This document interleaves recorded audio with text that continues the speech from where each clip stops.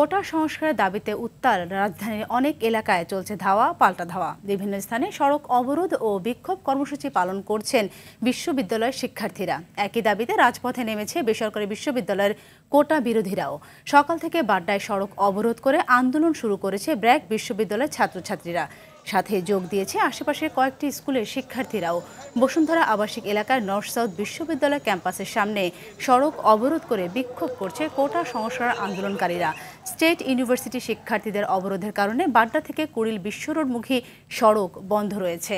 ঢাকা বিশ্ববিদ্যালয় সহ অন্যান্য পাবলিক বিশ্ববিদ্যালয় ক্যাম্পাসেও পাল্টাপাল্টি কর্মসূচি পালন করছে কোটা সংস্কার আন্দোলনকারী ও ছাত্রলীগ। এদিকে আতঙ্কে ঢাকা বিশ্ববিদ্যালয়ের বিভিন্ন হল ছাড়ছেন শিক্ষার্থীরা।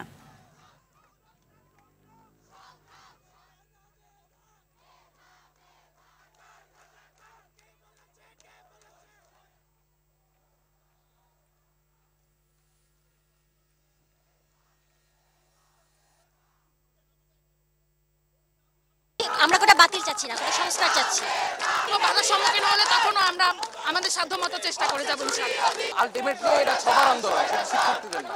কালকে রাতে জাহাঙ্গীরনগরে যা হয়েছে, তারপর ঢাকা ইউনিভার্সিটিতে যা হচ্ছে, অবশ্যই সেটার বিচার চাই। পাবলিকও পড়তে পারছি না, সামনে দেখা যাবে আমরা বিসিএস এর প্রিপারেশন নিয়েও আমরা টিকছি না, সরকারি কোনো জায়গায় চান্স পাচ্ছি না। দর্শক, এই বিষয়ে জানাতে ঢাকা বিশ্ববিদ্যালয়ে আছেন আমাদের সহকর্মী এয়ার বাদল এবং সায়েন্স ল্যাব মোড়ে আছেন আমাদের আরেক সহকর্মী রফিকুল ইসলাম। আমাদের সাথে সরাসরি যুক্ত হচ্ছেন তারা। প্রথমে চলে যাচ্ছি বাদলের কাছে। বাদল, আমরা জানি ঢাকা বিশ্ববিদ্যালয়ে কোটা সংস্কার আন্দোলনকারী ও ছাত্রলীগ পাল্টাপাল্টি কর্মসূচি পালন করছে। তো এমত অবস্থায় ঢাকা বিশ্ববিদ্যালয়ের পরিস্থিতি কেমন দেখতে পাচ্ছেন?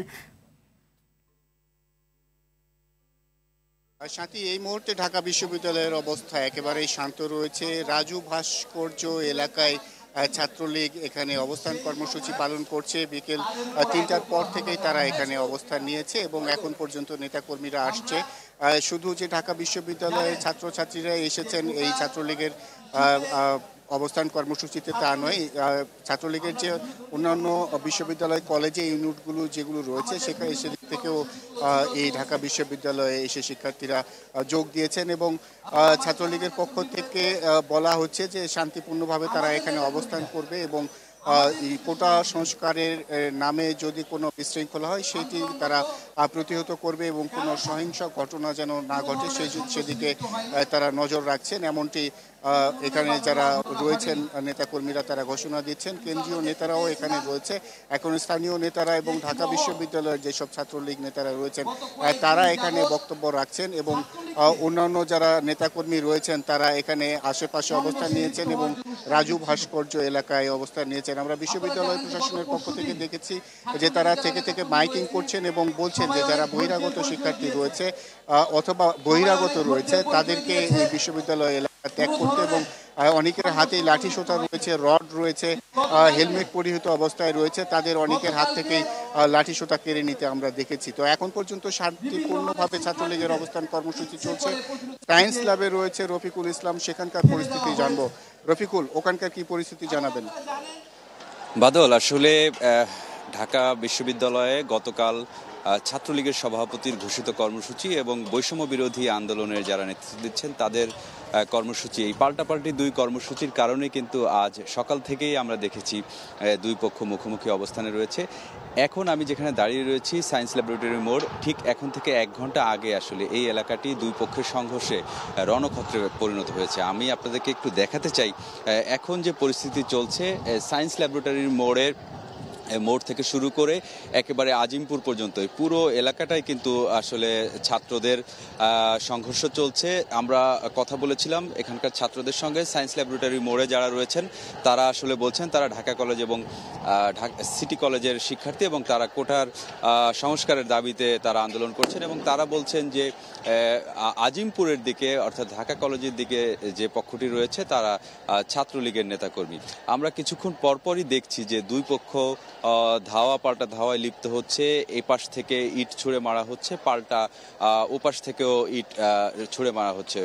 বেশিরভাগ ছাত্র ওদের হাতেই কিন্তু লাঠিসোঁটা দেখছি। দুই পক্ষই মাঝে মাঝে ধাওয়া দিয়ে এগিয়ে যাচ্ছে, আবার কিছুক্ষণ পর পর আরেক পক্ষ তাদেরকে ধাওয়া দিয়ে পিছনে ফিরিয়ে পাঠাচ্ছে। এভাবেই আসলে ধাওয়া পাল্টা ধাওয়ার মধ্য দিয়েই এই এলাকাটা আসলে বলা যায় যে রণক্ষেত্রে পরিণত হয়েছে। আশেপাশে শাহবাগ থেকে শুরু করে এদিকে ধানমন্ডি, ওদিকে আজিমপুর, কোনো দিকেই কিন্তু কোনো গাড়ি চলতে পারছে না। আমরা মাঝে মাঝে দেখছি যে কিছু অ্যাম্বুলেন্স এখান থেকে যাচ্ছে এবং অ্যাম্বুলেন্স চলার ক্ষেত্রেও শিক্ষার্থীরা তাদেরকে সহযোগিতা করে দিচ্ছেন। সাধারণ মানুষদের সঙ্গে কথা বলেছিলাম, তারা আসলে এই কর্মসূচির কারণে বেশ ভোগান্তিতে পড়েছেন। আশেপাশে যতগুলো মার্কেট রয়েছে বেশিরভাগ মার্কেটগুলো কিন্তু বন্ধ রয়েছে। বিশেষ করে আপনি নিশ্চয়ই জানেন যে এই অত্র এলাকায় কিন্তু বেশ কিছু মার্কেট রয়েছে, নিউ মার্কেট থেকে শুরু করে গাউসিয়া মার্কেট, এদিকে সায়েন্স ল্যাবরেটরি মোড় থেকে শুরু করে একেবারে শাহবাগ পর্যন্ত ডানে বায়ে কিন্তু সব দোকানপাটগুলো কিন্তু বন্ধ রয়েছে। এবং যারা এখানকার দোকানিগুলো তারা আসলে বেশ আতঙ্কে রয়েছে। কেউ কেউ দোকান খুললেও কেচি গেট লাগিয়ে তারা ভিতরে অপেক্ষা করছে। তো সব মিলিয়ে আসলে সাথী বলতে চাই, এখন এই গেল 1.5-2 ঘন্টা ধরেই এই সায়েন্স ল্যাবরেটরি মোড় এলাকা দুই পক্ষের সংঘর্ষে আমরা কিছুক্ষণ পরপর কিন্তু বিকট শব্দ শুনছি, ককটেলের শব্দ শুনছি বিস্ফোরণের। তো সব মিলিয়ে এখানে আসলে একটি সংঘর্ষ হচ্ছে এবং বলা যায় যে এই এলাকাটি একটি রণক্ষেত্রে পরিণত হয়েছে। সাথী, অসংখ্য ধন্যবাদ আপনাদের দুজনকে।